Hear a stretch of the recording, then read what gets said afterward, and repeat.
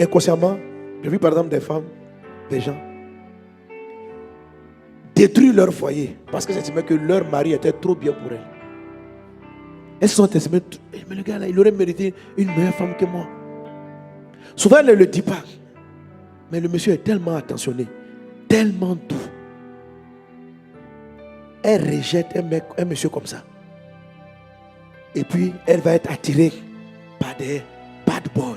C'est-à-dire quelqu'un avec qui elle sent que les deux peuvent. Tu n'es pas pur comme moi, nous on est mauvais. Puis c'est-à-dire que, pourquoi? Parce que Satan arrivait à lui faire croire qu'elle n'est pas bien, elle est sale. Donc elle doit chercher un mec. Et bien sûr, comme c'est un mec qui ne te va pas, tu vas arrêter la relation.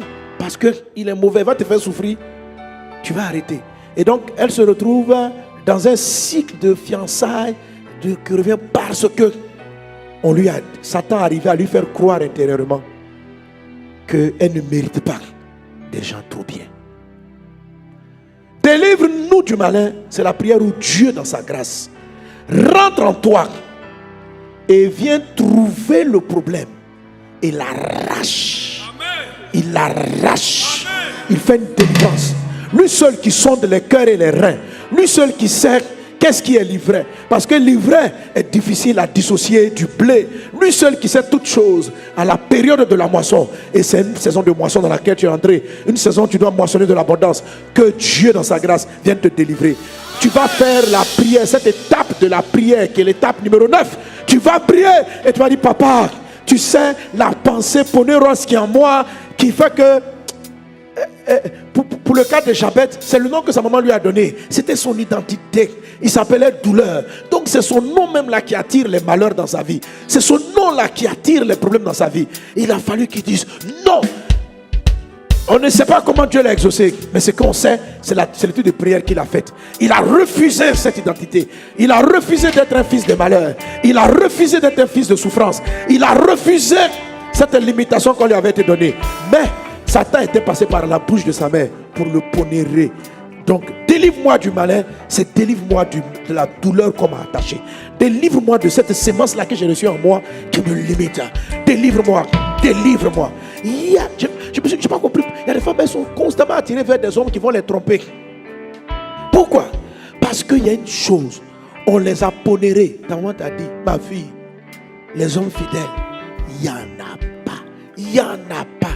Et elle a fini par admettre ce nom-là de femme qui sera absolument cocufiée. C'est-à-dire que tu as fini d'accepter. Donc quand ton mari même ne te trompe pas, là, il y a que ça te gêne. Et oui, et vous allez voir ces gens de personnes, elles peuvent basculer dans une extrême jalousie qui va finir par chasser le mari. Qui t'a appelé? Pourquoi on t'a appelé? Mais je suis là. Qui t'a appelé? Il y a quoi dans ton téléphone? Mais pourquoi tu es convaincu comment l'appeler? Parce que tu as peur de le perdre. Pourquoi tu as peur de le perdre? Parce qu'on t'a toujours dit qu'un mari ça s'en va. Et parce que tu as accepté ce mensonge. Et c'est ta pensée qui ramène vers toi, qui attire les infidèles vers toi.